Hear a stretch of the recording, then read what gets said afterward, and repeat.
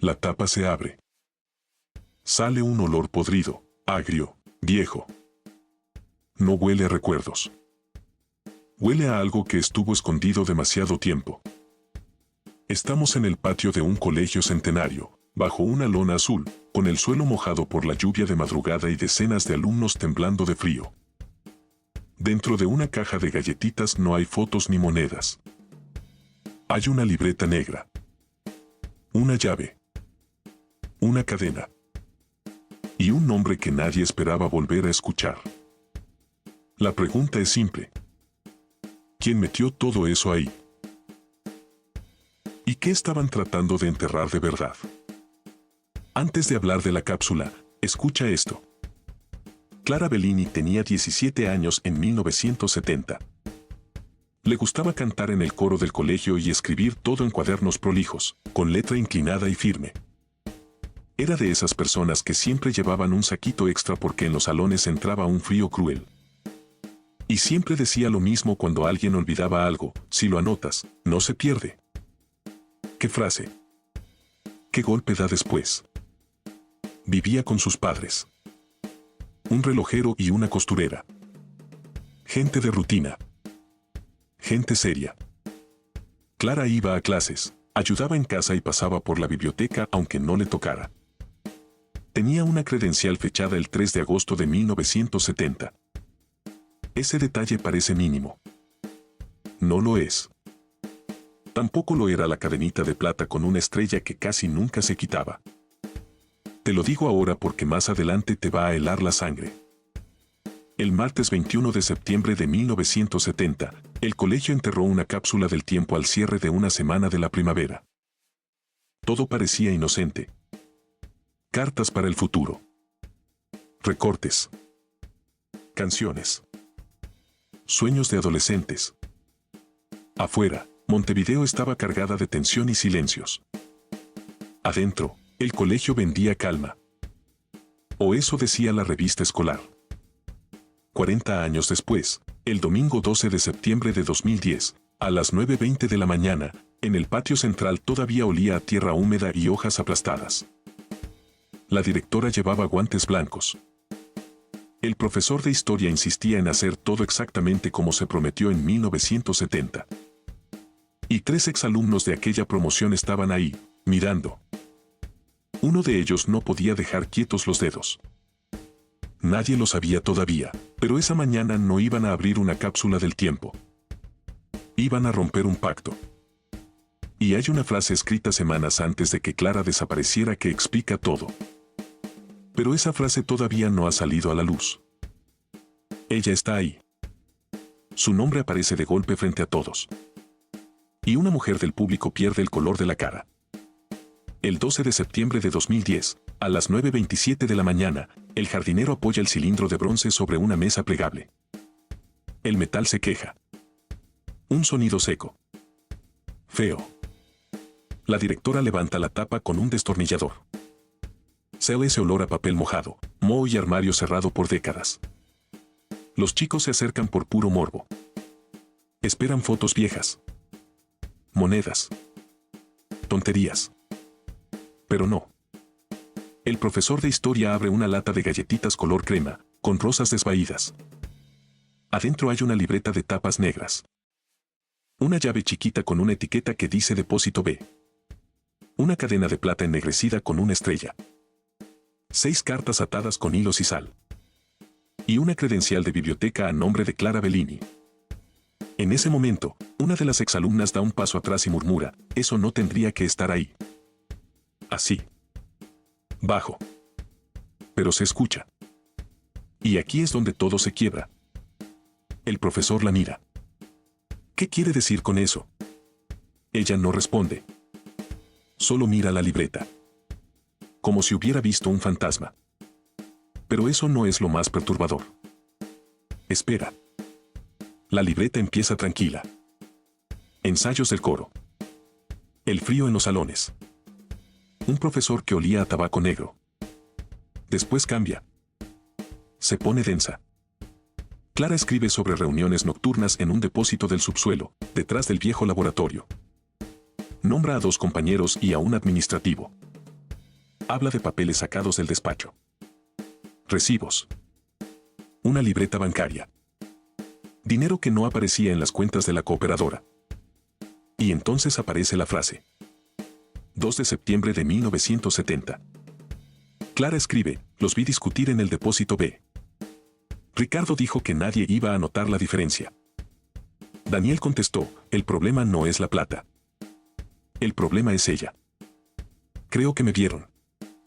Eso cambia el aire del patio. Literal. Ya nadie aplaude. Ya nadie sonríe. Se oye apenas el zumbido de las galerías húmedas y el roce de zapatos sobre baldosas mojadas. La directora suspende el acto y llama a la policía. Y cuando la inspectora revisa el registro escolar, aparece algo todavía peor. Clara no figura como desaparecida. En el libro solo hay una frase en tinta azul. Traslado familiar a Salto. Sin firma. Sin pedido. Sin expediente. Una mentira simple. Perfecta. Vieja. Entonces la pregunta ya no es si Clara se fue. La pregunta es quién escribió esa mentira. ¿Y por qué durante 40 años nadie la discutió? La llave entra. Gira. Y una puerta cerrada por décadas se abre.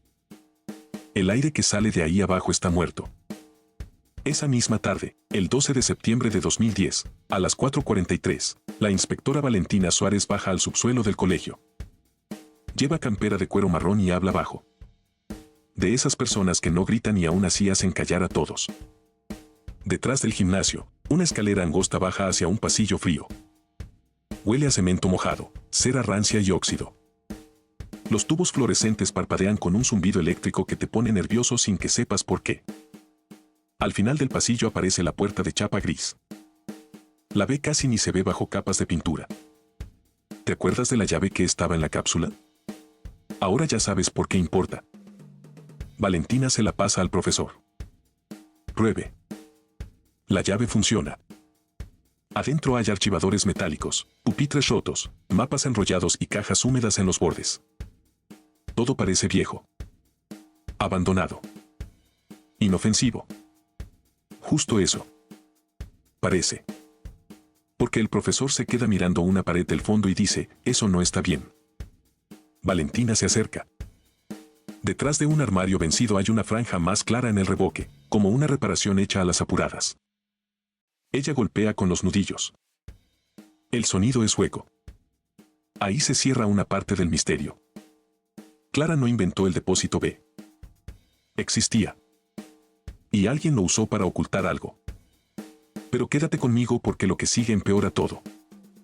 La forense entra 2 días después, el 14 de septiembre de 2010. No encuentra una escena limpia, de película. No encuentra el tipo de prueba que grita homicidio desde la primera mirada. Encuentra algo peor por lo real. Un escondite improvisado dentro del muro. Y dentro del muro, una cartera de cuero verde dura como piedra. Un pañuelo con iniciales. C. I. B. Una pulsera de cuentas azules. Documentos contables del colegio entre junio y septiembre de 1970. Y un anillo con el sello del administrativo nombrado en la libreta. También aparece una carta nunca enviada de la madre de Clara preguntando por su hija. Párate un segundo en eso. La madre escribió. Preguntó. Buscó. Y alguien hizo desaparecer incluso esa carta. Entonces cae otra ficha. La cadenita con estrella no era un adorno cualquiera. Era de Clara. La llevaba siempre. Estaba dentro de la cápsula. No junto a recuerdos. Junto a pruebas. Valentina ya no investiga una ausencia. Investiga un encubrimiento.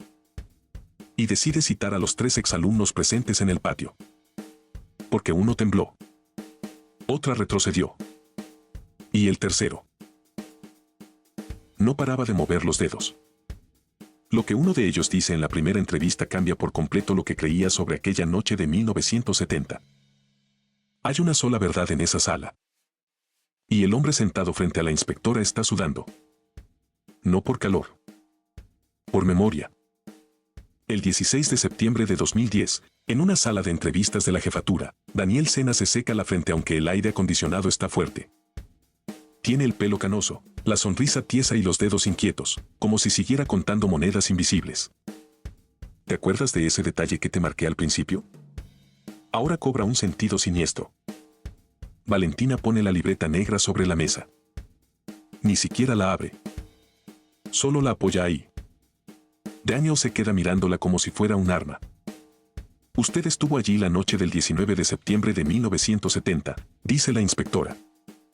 Daniel traga saliva. Estuve un rato. Ricardo nos pidió mover unas cajas. Nada más.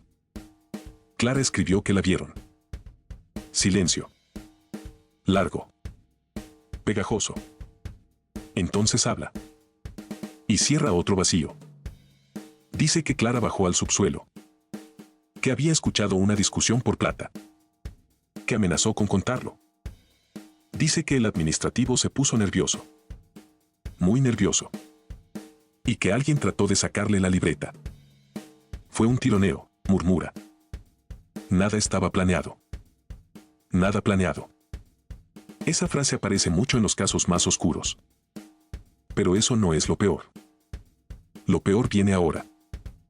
Valentina lo aprieta. ¿Clara salió de ahí por sus propios medios? Daniel no responde enseguida. Mira la mesa. Mira la puerta. Se toca las manos. Y al final suelta, no se movía. Ahí está el punto de quiebre. No describe un crimen con detalles heroicos. Describe pánico. Torpeza. Cobardía. Dice que el administrativo ordenó limpiar, esconder, callar. Que otro alumno ayudó. Que a una compañera le dijeron que Clara se había ido con la familia. Y que después falsificaron la salida en el libro del colegio. O sea, la mentira del traslado no fue un error. Fue una decisión. Valentina ya tiene casi todo. Pero falta una pieza decisiva. La más sucia. La que explica cómo las cartas, la llave y la cadena terminaron dentro de una cápsula ceremonial enterrada por 40 años. Y cuando aparece esa respuesta, entiendes que no solo quisieron ocultar a Clara. Quisieron usar el futuro para borrar el pasado. La noche es fría. Ella baja las escaleras sola.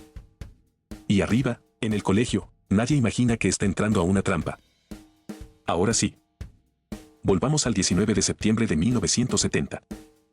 Son las 8:52 de la noche. El edificio casi está vacío.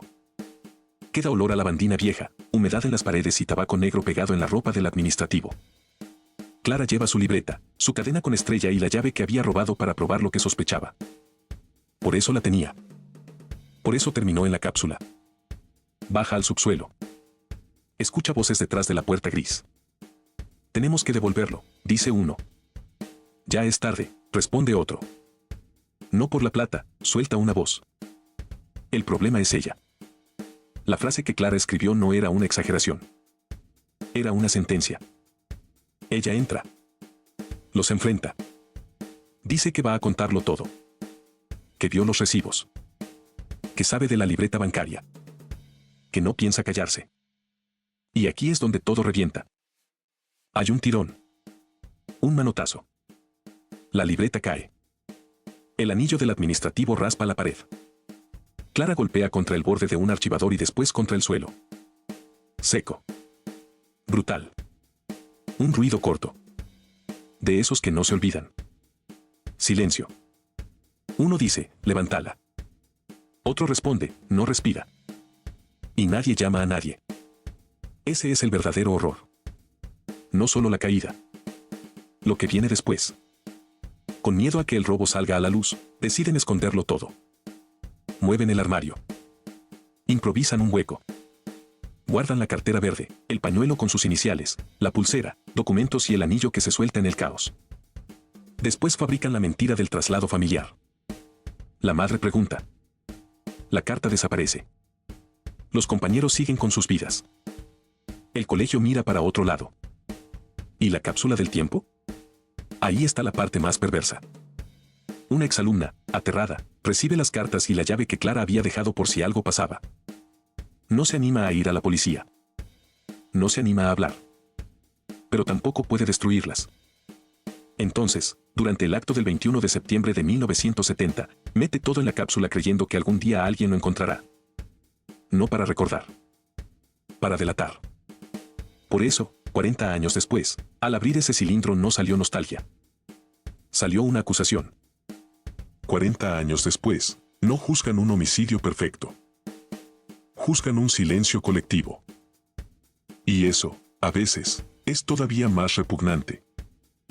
Con la declaración de Daniel, los documentos hallados en el muro y las cartas de Clara, la investigación avanza rápido.